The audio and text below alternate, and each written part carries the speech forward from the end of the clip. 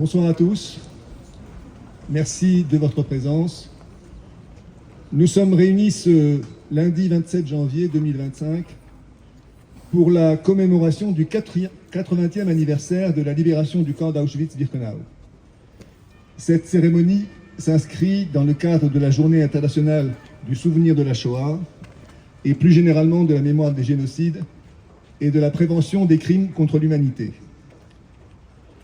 Se remémorer Auschwitz, c'est évoquer l'usine de la mort, l'entreprise de déshumanisation du juif. Savoir ce qui se trouve derrière le mot Auschwitz, c'est donner un nom à l'incarnation du mal dans l'histoire, comme le dit Annette Vedorka. Faire vivre la mémoire de la Shoah, c'est effectuer un travail indispensable pour contribuer à empêcher la minimisation ou le déni. C'est assurer la transmission du témoignage, c'est déraciner la haine, construire la paix et protéger ainsi l'humanité. Nous le devons aux victimes de la Shoah, nous le devons aux survivants, nous le devons aux générations qui viennent à leur suite. Avant de donner la parole aux différents intervenants, je voudrais, en votre nom à tous, saluer la présence des personnalités qui nous font l'honneur de leur participation. Cette cérémonie est placée sous la présidence de M. François-Xavier Loche, préfet de l'Hérault, que nous saluons respectueusement, en présence de Michael Delafosse, maire de Montpellier, président de Montpellier Méditerranée Métropole, Jean-Claude Guessot, ancien ministre, sénateur Hussein Bourgi, représentant la présidente de région Carole Delga, Fanny Nombrecoste, députée de l'Hérault. Plusieurs maires nous font l'honneur de leur présence. Stéphane Rossignol, maire de la Grande Motte. Jean Almarcha, conseiller représentant Kléber Melchidam, président du département de l'Hérault. Guy Lauré, maire de Vendargues. Alban Zanchiello, conseiller du cabinet de la présidente Carole Delga. Nathalie Lévy, adjointe au maire, représentant Frédéric Laforgue. J'ai oublié de mentionner Hélène Mandrou, maire honoraire de Montpellier. Yves Flan, qui est conseiller municipal, représentant Florence Brault, maire de Prades-le-Lez. Claire Hart, vice-président de la métropole, relations internationales. Je salue le consul Daniel Kahn-Lacasse, consul honoraire de la République de Pologne. Les représentants des cultes, le grand rabbin régional Mordechai Ben Soussan, François et Marie-André Lehup, représentant l'archevêque Monseigneur Turini, Claudia Edman, pasteur de l'église protestante unie de Montpellier, Tari Loussine, président du conseil régional du culte musulman, Kamel Akam, secrétaire général du conseil régional du culte musulman, Mustapha El-Khouzini, imam de la grande mosquée avéroise de Montpellier, et Alain Chekroun de la communauté de Montpellier.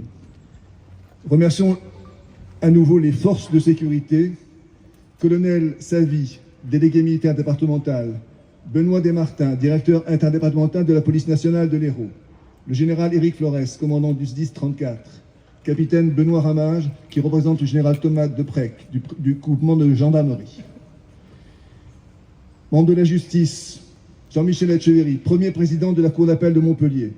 Catherine Lelong, président du tribunal judiciaire de Montpellier. Yann Fortunato, président du Conseil des prud'hommes. Pierre Lafont, bâtonnier de l'Ordre des avocats. Et Marie-Pierre Vedel-Salle, vice-bâtonnière. Maxime Rosier, président de la LICRA. Et Iris Kritol, bâtonnier précédent.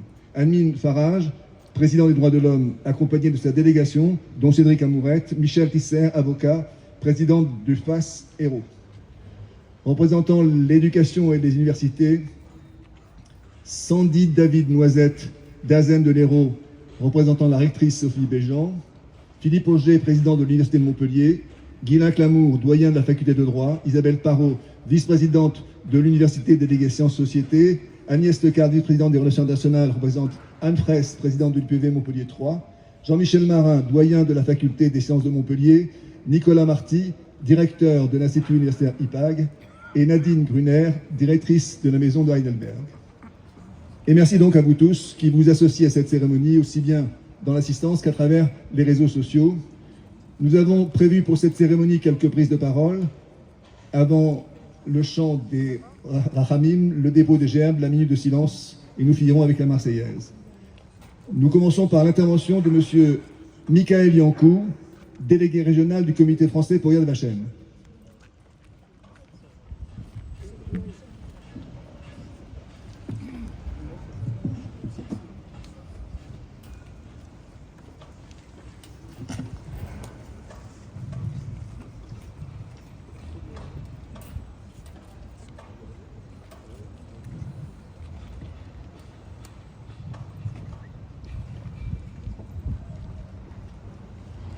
Il y a 80 ans, le monde entier découvrait l'innommable, l'indicible, ce que l'homme a été capable de faire à son prochain. Le peuple juif convoqué dans cette entreprise, près de 6 millions de nos frères partis en fumée. Le camp libéré, près d'1 million de juifs partis en fumée dans le ciel polonais. Plus jamais ça. Et pourtant, le 7 octobre et son pogrom monstre en Israël, la barbarie, l'horreur, à nouveau indicible comme lors des premiers pogroms de la Shoah en 1941, en Roumanie, à Bucarest et Jassy. L'élection du peuple d'Israël, cette fois-ci dans l'horreur. En ces temps de résurgence de l'antisémitisme, combattre la judéophobie, en une époque de banalisation de la Shoah, de diabolisation d'Israël, nous sommes nombreux aujourd'hui pour exprimer notre soutien au peuple juif, au peuple d'Israël. La lutte contre le racisme, l'antisémitisme et pour une fraternité retrouvée dans cette belle, malgré tout, dans cette belle humanité. Et pourtant, un nombre historique d'actes antisémites pour la 2e année consécutive. Cette année, 1570 actes antisémites ont été recensés contre 1676 l'année précédente. La moyenne mensuelle, quant à elle, atteint un niveau inédit avec 130 actes antisémites par mois, marquant un nouveau palier qui se maintient et se confirme mois après mois, selon Simone Roda-Benzaken, directrice générale de l'American Jewish Committee d'Europe. Soyez vigilants, ça reviendra, disait Georges Frêche il y a 20 ans. La propagation du virus antisémite vers une pandémie, l'Institut Maïmonide alertait déjà il y a 20 ans, avec une table ronde à l'intitulé alarmiste. La contamination progresse tout autant que la sympathie à l'endroit des mosaïstes va crescendo dans de nombreux milieux, couches et classes sociales, jusqu'alors imperméables au philosémitisme, sans évoquer de manière implicite l'extrême droite. Naturellement, ne soyons point naïfs. Reprenant les mots de Johann Sfar, qui sera reçu en novembre prochain à Montpellier pour la 6e édition du Salon du Livre des Mondes Juifs, présidé par Charles Hebdi, je le cite, Johann, « Il est devenu branché d'être anti-juif à l'extrême gauche. Les juifs sont une prise de guerre à l'extrême droite. » Selon une enquête Ipsos de septembre 2024, 20% des sympathisants LFI estiment que le départ des Français juifs serait plutôt une bonne chose. On est autant français que vous, on ne partira pas et on ne se taira pas, nous relaie Johann Sfar. Pour autant, je ne puis imaginer que les juifs qui ont une mémoire si longue et une histoire si riche, si brillante, mais aussi tourmentée, lacrymale, se résolvent à penser que le salut viendrait d'un positionnement idéologique à l'extrême droite, à l'origine, dans l'histoire, rappelons-le, au cas où on aurait la mémoire courte, des pires catastrophes à l'endroit du peuple d'Israël. Antisémitisme d'extrême gauche, antisémitisme d'extrême droite, la même haine que l'on abhorrait à l'extrême droite le juif pour ce qu'il était censé être, peuple déicide, race inassimilable, que l'on haït aujourd'hui à l'extrême gauche le juif pour ce qu'il fait prétendument, un génocide en Palestine. Mais où sont les fours crématoires? Où sont les chambres à gaz? Nazifier les Israéliens est une manipulation grossière qui ne trompe que les idiots. Non, l'Israélien ne génocide pas. Non, le CRIF ne complote pas. Et non, Yad Vashem ne fait pas commerce de la Shoah. N'oublions pas où mène la haine, nous enseigne Ginette Kolinka. Non, nous n'avons pas été des plutocrates millionnaires, perfides et comploteurs. Non, nous ne sommes pas maudits. Oui, nous sommes détestés, jalousés. Non, Synagoga est debout, yeux ouverts sur l'actuelle montée de l'antisémitisme. L'aigle de la synagogue Maïmonide nous contemple du haut de son héritage inestimable, nous oblige ici à Montpellier. N'a-t-il pas envoyé des missives aux Juifs de Lunel et Montpellier pour les aider dans la traduction du Guidé perplexe, maladroitement traduit par Guidés égarés? La repentance des chrétiens à l'endroit des Juifs a été honnête dans les années post-Shoah. l'église ne se substitue plus à la synagogue comme autrefois sur la façade de l'église Saint-Nazaire de Béziers. Qui est le véritable héros? Celui qui, de son ennemi, fait un frère, nous enseigne Rabbi Nathan. Chaussons nos lunettes, ayons un regard lucide mais distancié, sachons regarder avec lumière l'avenir annoncé Mossad pour les Juifs de France. Yizkor al Tishkar, souviens-toi, n'oublie jamais, le regard bleu-azur d'Edith Moscovitch tourné vers le ciel bleu de Montpellier, Irhahar, la ville du Mont, appelée ainsi par les Juifs montpelliérains et occitans à l'époque médiévale. N'est-ce pas, Hélène Mandrou? Le monde juif français est à un tournant. Le monde juif montpelliérain également. Les savants médiévaux porteurs d'une science du judaïsme jalousée, d'une science exacte inégalée, les crypto-juifs marins occitans de la Renaissance, protestants à la ville et judaïsants à la maison, les Saporta, les Catalans, les Falco, les Dreyfusards, les socialistes révolutionnaires, les sionistes du début XXe, les Sabines latines, Henri Chili, Georges Charpak, Marc Bloch nous regardent.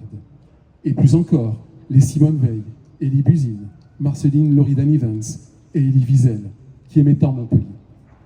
Merci et bravo, monsieur le maire, pour la dénomination du parvis de l'université Montpellier Paul Valéry, parvis Marc Bloch, l'affront à l'égard de Bloch par le doyen maréchaliste Augustin Flich est réparé. L'histoire immédiate des Juifs de Montpellier est riche et foisonnante, militante et passionnée. Au lendemain de la guerre, des communautés exsangues se sont reconstruites avec notamment le rôle joué par la famille Zilberman et aujourd'hui Alain avec force et détermination.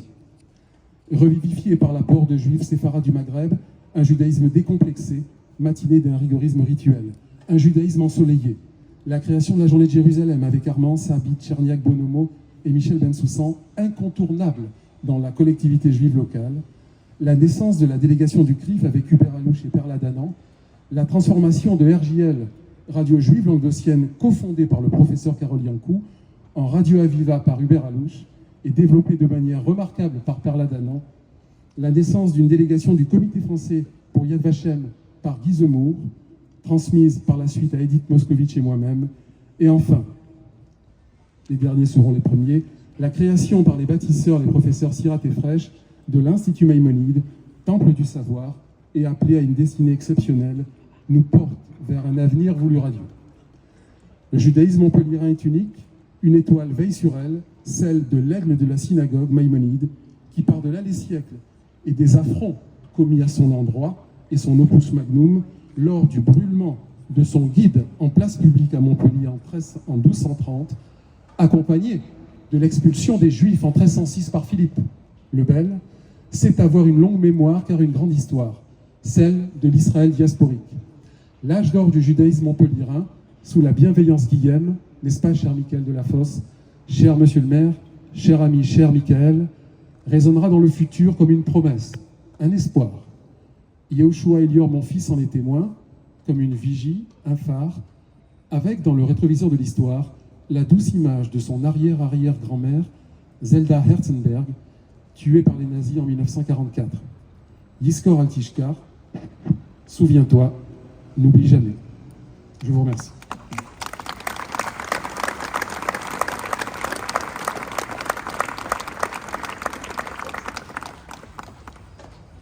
Nous écoutons ensuite Madame Perla Danan, présidente de la délégation régionale du CRIF Languedoc-Roussillon.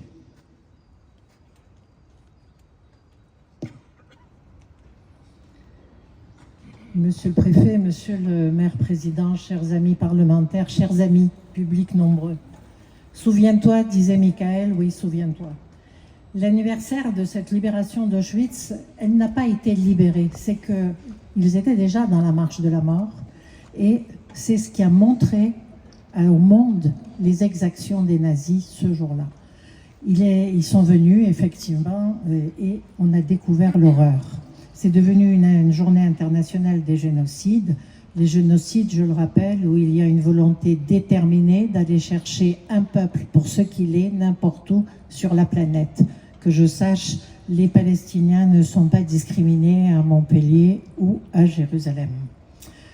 Un hommage aux victimes de la Shoah, un appel à la vigilance.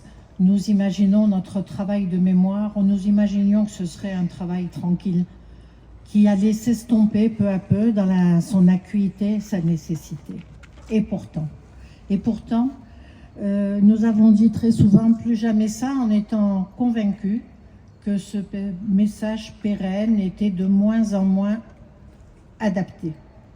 Et pourtant est arrivé le pogrom du 7 octobre, les exactions, les tortures, les prises d'otages, le décès de Valentin Gnacial, dont je salue la maman, ce petit Montpellierin qui est resté au front pour sauver ses combattants, co-combattants, pour libérer un kibboutz où vivaient tranquillement des civils pro-palestiniens. Il y a un détail qu'il ne faut jamais oublier. Dès le lendemain du 7 octobre, l'antisémitisme a flambé, avant qu'il y ait une attaque en retour. Donc ça a été immédiat, comme une vanne qui a cédé, comme une digue qui a cédé. Cette cérémonie prend donc un sens encore plus fort, parce qu'il s'agit d'honorer la mémoire des victimes de la Shoah, bien sûr, de faire en sorte que leur massacre ne soit pas vain, de faire en sorte aussi que nous soyons tous ensemble pour lutter contre le racisme et l'antisémitisme.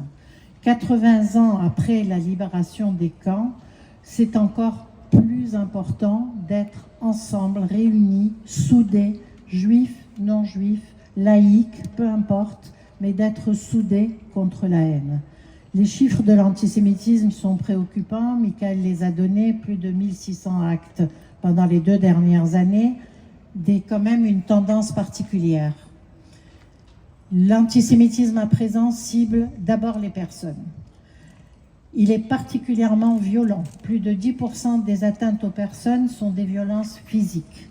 Les actes antisémites se produisent principalement dans la sphère privée, professionnelle et sur la voie publique, 35 et 22%.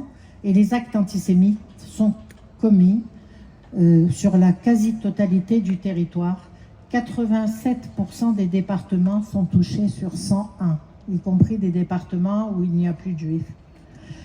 L'analyse des plaintes sur lesquelles s'est basé ce rapport montre que la rhétorique anti-israélienne est responsable du climat d'hostilité envers les juifs et catalyse le passage à l'acte. Nous l'avons vu cet été avec l'agression du tram, avec l'attentat de la Grande Motte. C'était une façon pour les attaquants de venger finalement leurs frères qui étaient pour eux discriminés. Alors, devant ce constat, nous en appelons à la mobilisation de nos élus républicains. Nous en appelons aux parlementaires, bien sûr, la loi devrait évoluer. La loi Guessot, dont je salue le ministre qui a été à la source de cette loi, pour circonstances aggravantes et qui est destinée à lutter contre l'antisémitisme, le négationnisme, devrait être plus appliquée. Nous devrions avoir le courage d'attaquer certains de nos politiques qui ont des propos complètement dissolus, comme le fait que l'antisémitisme est résiduel. Nous en appelons à la justice qui est représentée aujourd'hui au plus haut niveau et nous vous en remercions. Nous avons besoin de votre soutien. Enfin, nous en appelons à tous les cultes pour montrer qu'on n'est pas dans une guerre de religion. Nous sommes là des hommes, des femmes français qui avons envie de vivre ensemble. Donc, pour ne pas subir, il faut agir ensemble et résister. Résister, ne pas laisser faire, ne pas laisser le silence s'installer quand on entend une blagounette ou, plus grave, une insulte. Je voudrais reprendre justement les propos, sachant que certains de nos politiques ont mis à l'ordre du jour comme premier problème français la situation à Gaza, qu'ils ont officialisé le fait, entre guillemets, que les terroristes du Hamas sont des résistants. C'est une honte, tout simplement. Yonatan Arfi, président national du CRIF, trouve que, justement, rappelle que cette union avec LFI, c'est la garantie pour la gauche d'une double défaite électorale et morale. Et c'est pour ça que nous souhaitons vraiment que LFI, comme l'extrême droite, soient discriminés, poussés loin du débat public. Ils ont le droit de s'exprimer, mais on ne peut pas refaire l'histoire, on ne peut pas réutiliser des chiffres et des mots et des expressions qui finalement labellisent l'antisémitisme comme étant normal, étant donné la situation à Gaza. La leçon de tout cela, c'est que la barbarie nazie a eu lieu et nous devons comprendre son processus pour voir ce qu'il a de présent. Ce qu'il a de présent, diaboliser d'abord les Juifs, commencer les sévices, installer la passivité ou la peur autour des gens. Ensuite, à l'époque, les rafles ont suivi, les déportations, les Français ont résisté, nombreux Juifs ont été sauvés grâce à cela. Nous avons la chance d'être protégés par nos forces de police que je souhaite vraiment remercier, par l'armée, la gendarmerie, qui sont toujours là avec beaucoup d'efficacité et beaucoup de sympathie, d'empathie, je dirais. Ils nous permettent de ne pas nous replier, ils nous permettent de continuer nos activités. C'est fondamental. Nos enfants, vous le savez, rasent les murs. Je voudrais remercier la rectrice pour toute l'action qu'elle a portée vis-à-vis du racisme et de l'antisémitisme. Les enfants sont tout de suite convoqués, mis à pied, les parents sont convoqués. Donc nous progressons dans la gestion de cet antisémitisme scolaire et universitaire. Je voudrais remercier aussi les présidents d'université qui résistent aux manifestations quotidiennes pour avoir un amphi Gaza ou autre. Donc chacun à notre niveau, nous pouvons agir, chacun à notre façon. Les derniers rescapés d'Auschwitz ont besoin de sentir cette résistance. Ils ont besoin de savoir qu'ils ont consacré leur vie à témoigner et que cela a laissé une trace en matière de fraternité et de vigilance. En hommage aux victimes de la Shoah, en hommage aux justes, aux résistants, aux combattants qui ont résisté avec les Jean Moulin notamment, par respect pour les quelques survivants qui sont encore là, osons dire non à l'antisémitisme, rampant ou déclaré, ensemble, car l'antisémitisme ne concerne pas les Juifs. Ils en pâtissent, bien sûr, mais il concerne chaque citoyen épris de liberté. Nous comptons sur vous tous pour cela.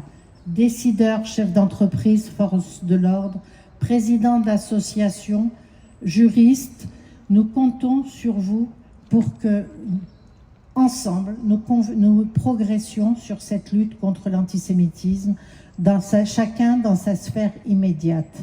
La leçon de la Shoah doit éclairer l'engagement de chacun pour lutter contre les haines, toutes les haines, et préserver notre cohésion sociale. Nous comptons sur vous tous. Merci.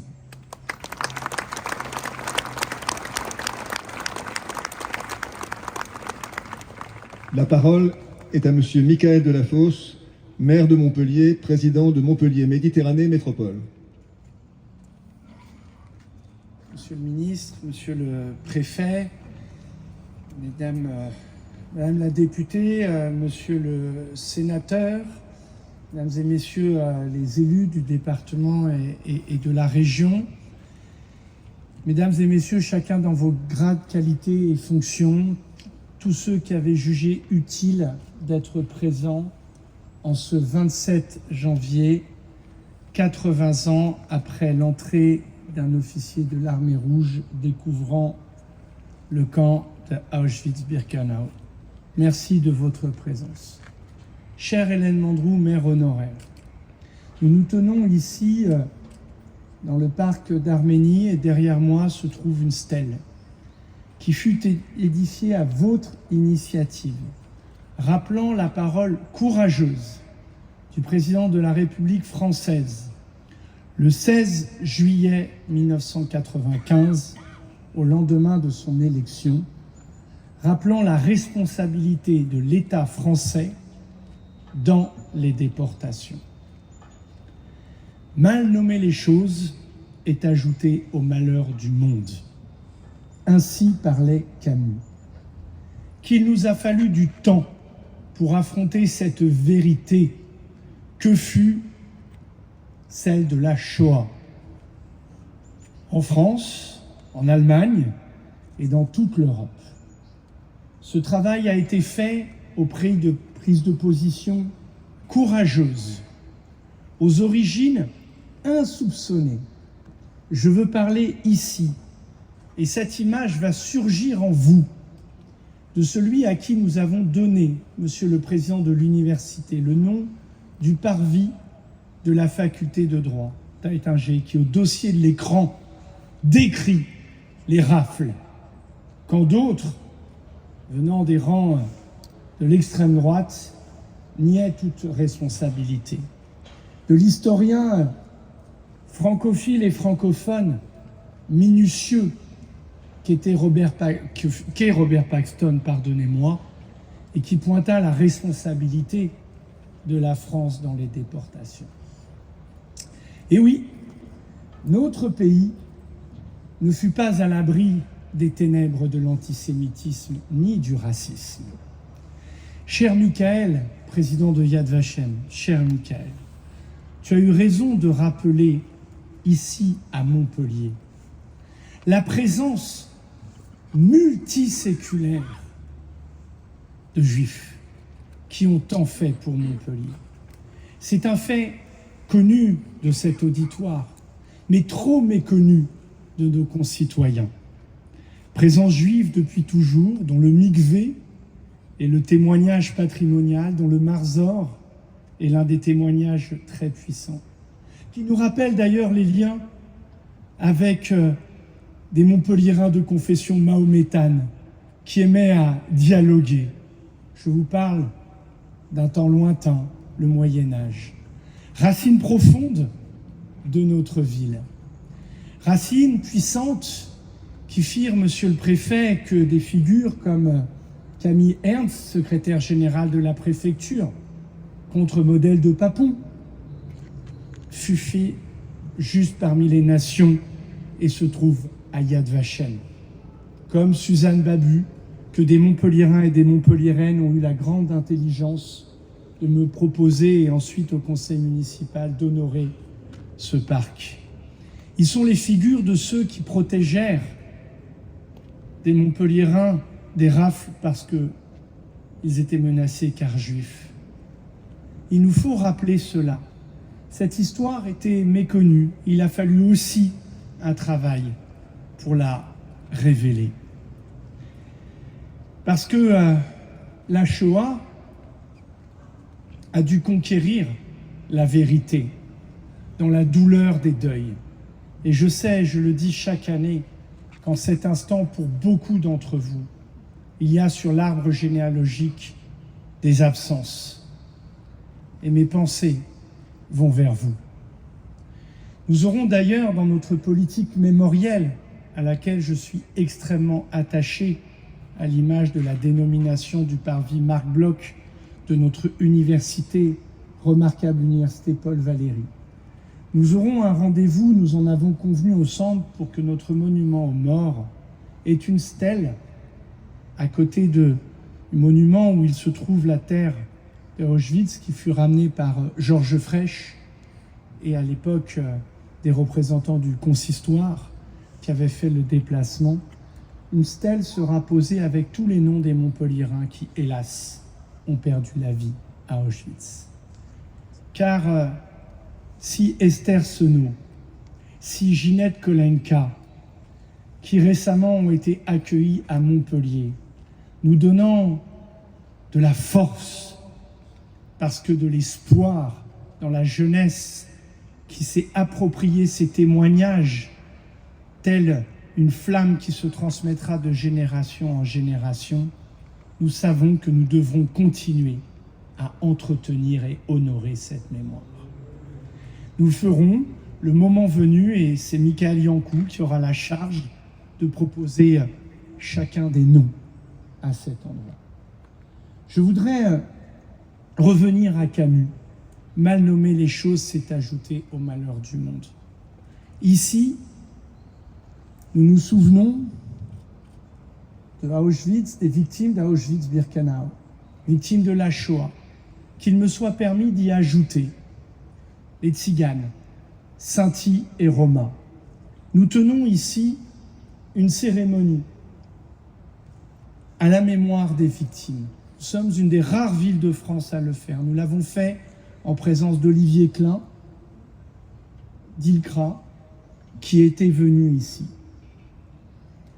Juifs, tziganes, exterminés. C'est donc l'humanité qu'on a voulu tuer. Et je veux ici saluer chère Nadine Gruner, directrice de la maison de Heidelberg à Montpellier, le musée remarquable de notre ville jumelle qui traite de cette mémoire. Et parfois, nos amis allemands affrontent avec plus de courage les démons de leur passé. Et d'ailleurs, je constate qu'en Allemagne, la confusion des mots ne s'empare pas du débat public. Sans doute, peut-être, que le travail fait de mémoire a été suffisamment puissant, nous renvoyant à nos propres faiblesses. Le génocide est clairement défini. Et il ne faut pas jouer des mots.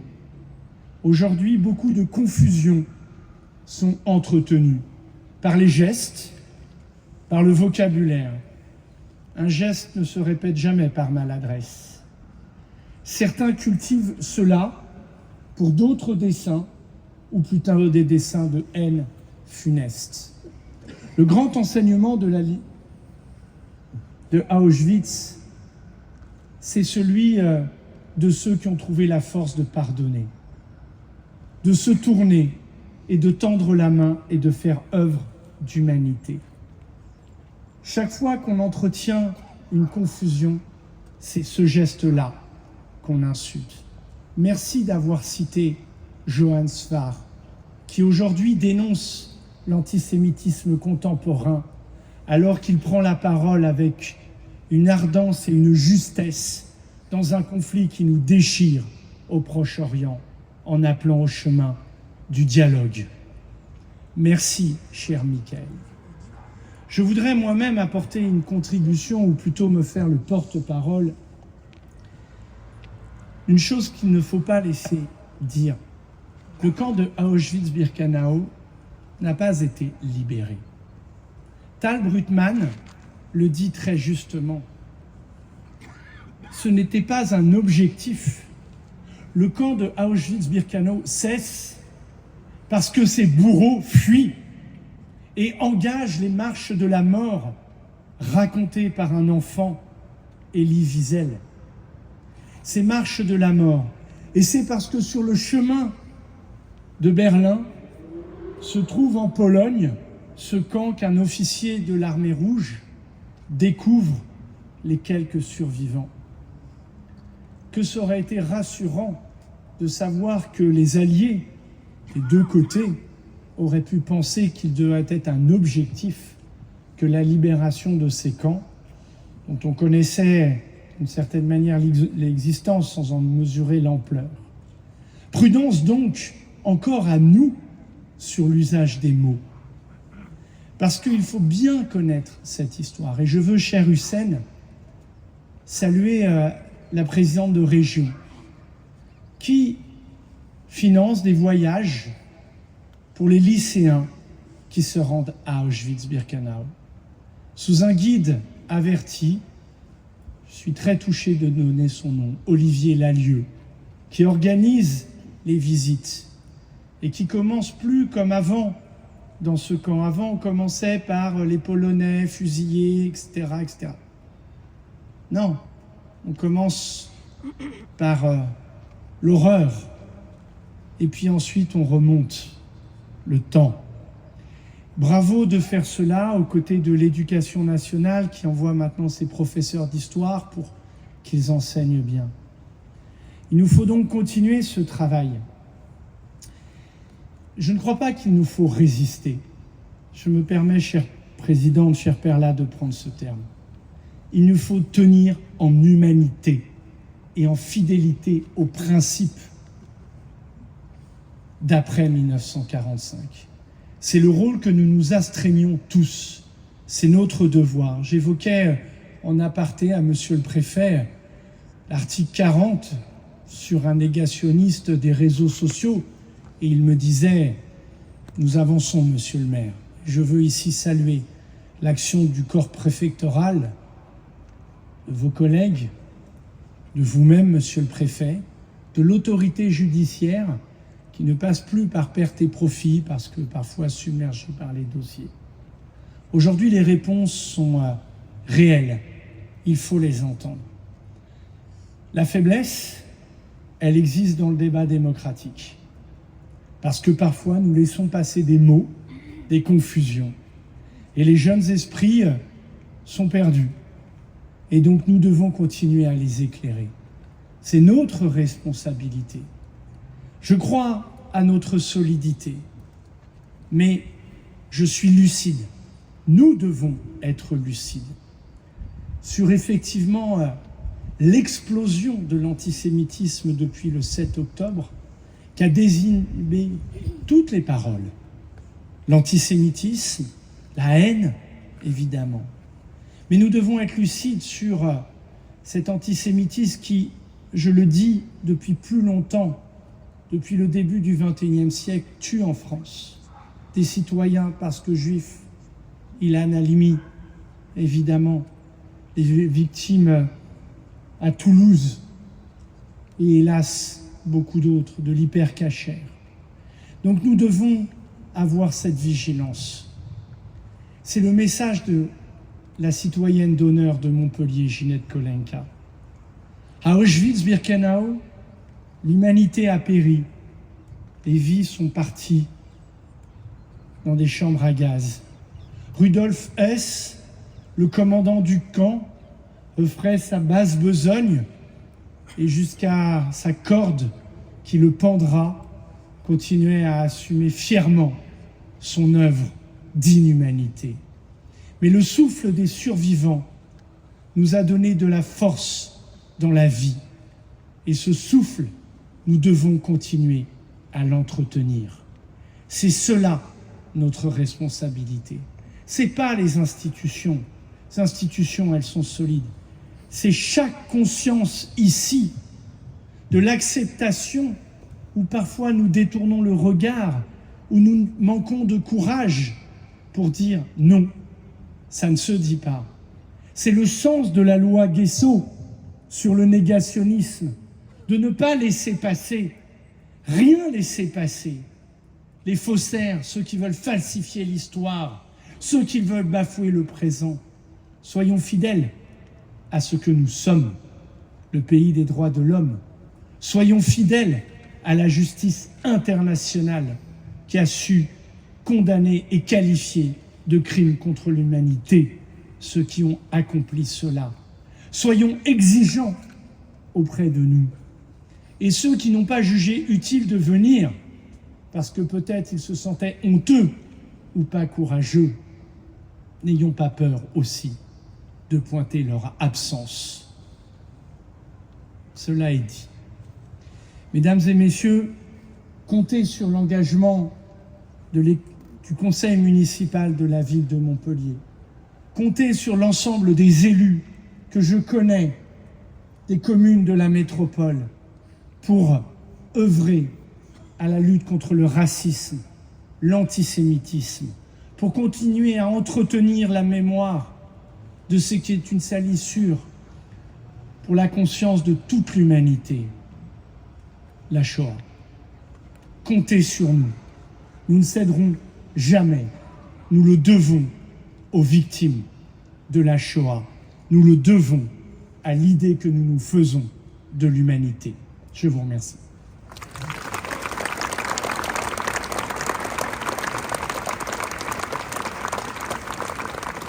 Lecture du message de Madame Patricia Miralles, ministre déléguée auprès du ministre des Armées chargé de la mémoire et des anciens combattants, par Monsieur François-Xavier Loche, préfet de l'Hérault.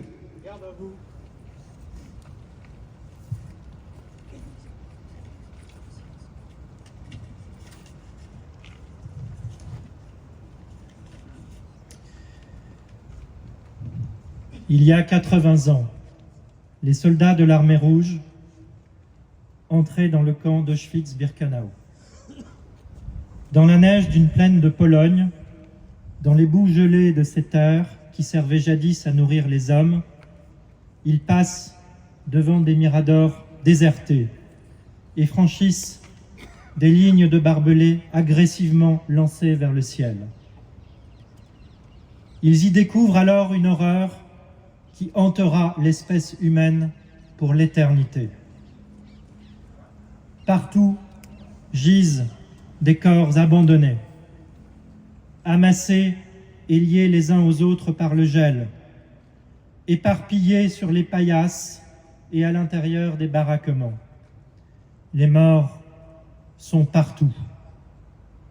Entre eux, errant comme des spectres, flottant dans leurs uniformes trop grands et trop fins, 7000 vivent encore. Squelettiques et misérables, ils semblaient plus proches des morts que des vivants. Enfermés dans un corps que la conscience humaine semble avoir déserté, tous leurs gestes témoignent de leur faiblesse.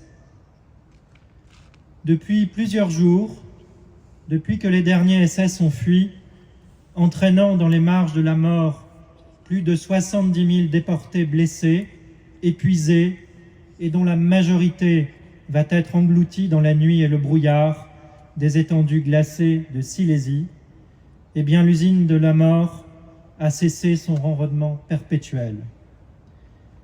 Les ordres aboyaient comme un écho au hurlement des chiens, les cris des victimes et ceux des bourreaux, le craquement des fours, le chuintement feutré des cheminées se sont estompés. Tous ces bruits, les bruits du génocide, ont laissé place à un silence que les morts partagent alors avec les vivants.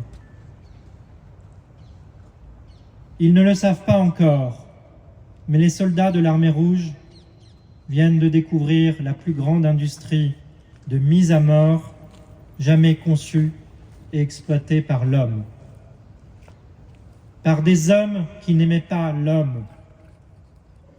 Effarés et interdits, ils ne savent pas encore qu'ils sont au cœur du plus grand charnier de l'histoire.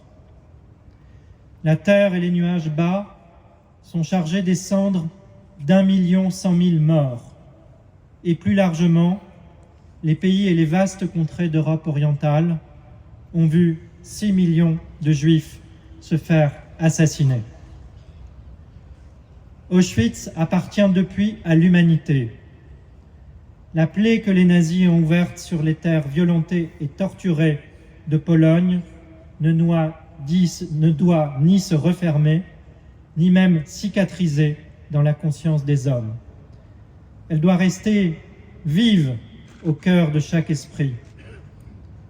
Car aujourd'hui, alors que les actes antisémites connaissent un regain indéniable en France et en Europe, alors que certains essaient d'importer un conflit étranger et son lot de déchirures, comment ne pas voir que les causes de l'horreur nazie n'ont pas disparu, mais qu'elles ont plutôt muté, tel un virus qui demande à tuer encore.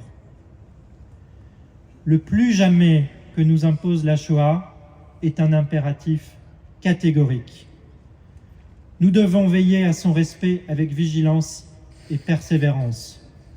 Alors, aujourd'hui, 80 ans après la découverte d'une horreur qui redéfinit l'horreur même, la République affirme qu'elle ne cédera rien à l'antisémitisme, rien au racisme, elle ne cédera rien à la haine sous toutes ses formes, qu'elle s'affiche au grand jour ou qu'elle soit, comme bien souvent, nourrie dans l'ombre ou l'anonymat des réseaux sociaux. Commémorer les 80 ans de la libération du camp d'Auschwitz aujourd'hui, c'est savoir que les morts nous écoutent. C'est rendre hommage aux innocents qui ont subi souffrance et torture dans les camps. C'est accomplir notre devoir de préservation du témoignage historique des crimes qui ont été perpétrés. Et c'est enfin rester fidèle à ce vers d'avertissement de Paul Éluard, si l'écho de leur voix faiblit, nous périrons. L'enseignement de la Shoah, de son histoire, le travail de mémoire et l'éducation, mesdames et messieurs, sont les plus puissants antidotes au virus. Car nous ne devons pas oublier que le monde n'a pas su ou n'a pas voulu voir ce qui était à l'œuvre au bout de ces interminables lignes de chemin de fer qui meurtrissaient l'Europe. Nous ne devons pas oublier que la science ou le progrès n'ont pas empêché la destruction méthodique du corps des Juifs. C'est aussi la preuve que la civilisation ne protège pas de l'horreur.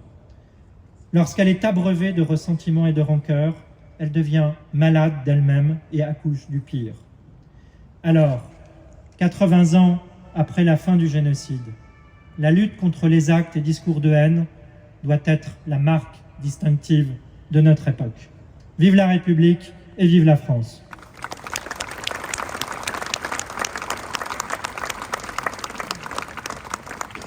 El Malé Rachamim, chant en mémoire des victimes des camps par M.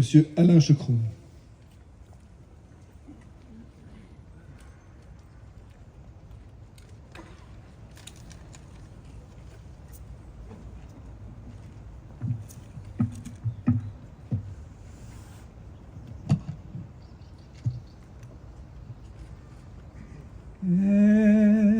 מלא רחמים,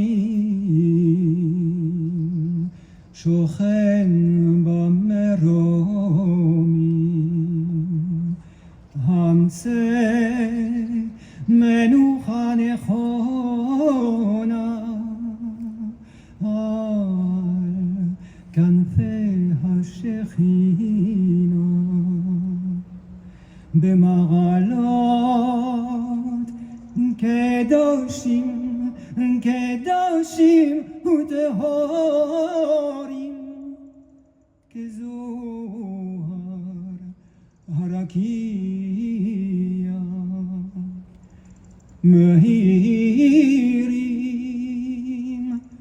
ומזהירים את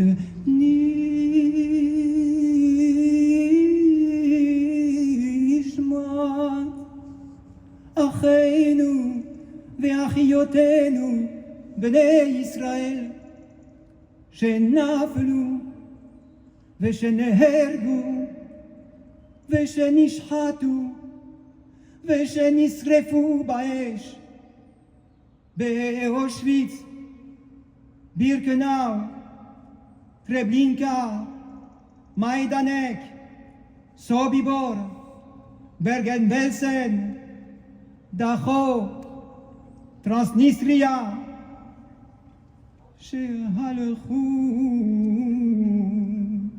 לעולמם בעבור שאנו מתפללים בעד הזכרת נשמתם בגן עדן, בגן עדן תהא מנוחתם. לכן בעל הרחמים יסתירם בסתר כנפיו לעולמים, ויצרור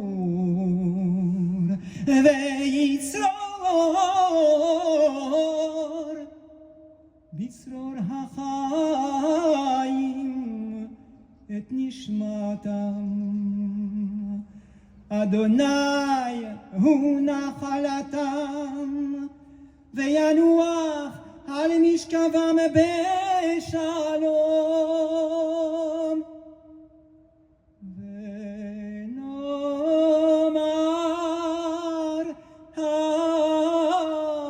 אמן.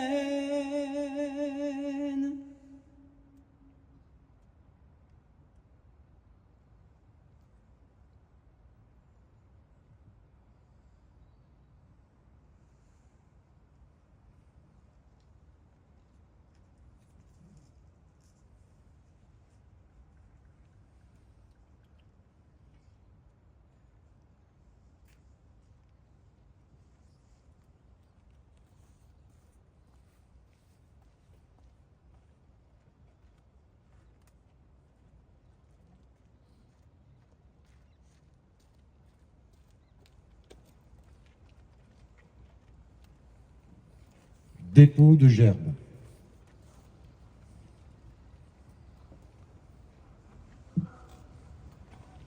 Mesdames et messieurs les présidents des associations juives de Montpellier et de la région,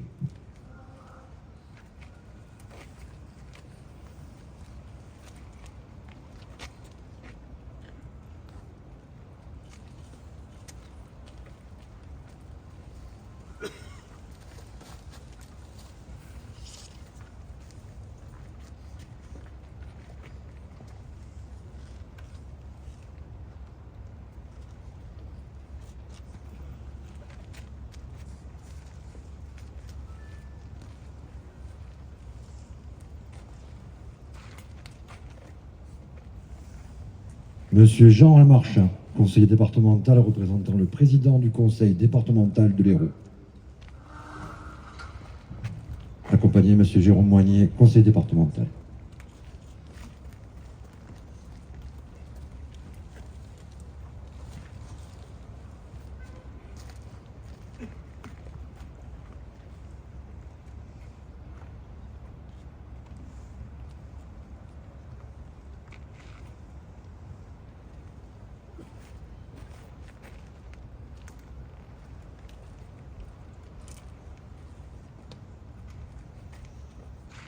Monsieur Hussein Bourgi, sénateur de l'Hérault, conseiller régional, représentant la présidente du conseil régional Occitanie, Pyrénées, Méditerranée, accompagné des représentants du conseil régional des jeunes. Et monsieur Christian Assaf, conseiller régional, madame Aben.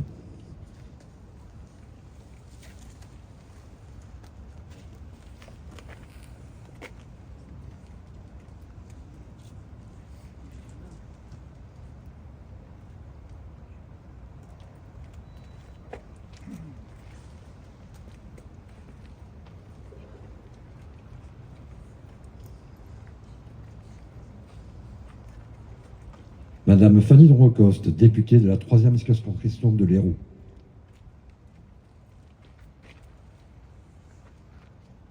Accompagnée de Monsieur Bernard Serroux et Madame Hélène Mandrou, maire honoraire.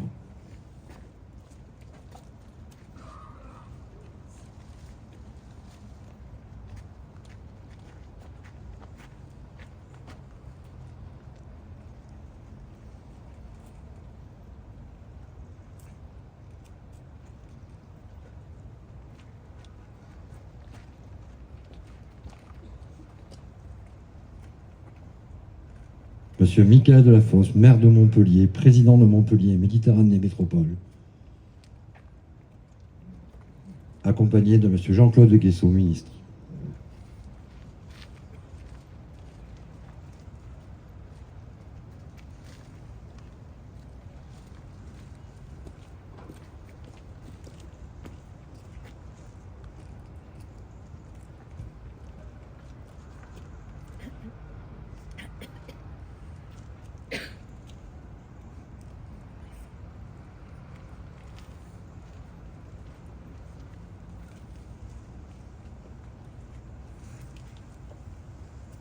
Monsieur François-Xavier Loche, préfet de l'Hérault.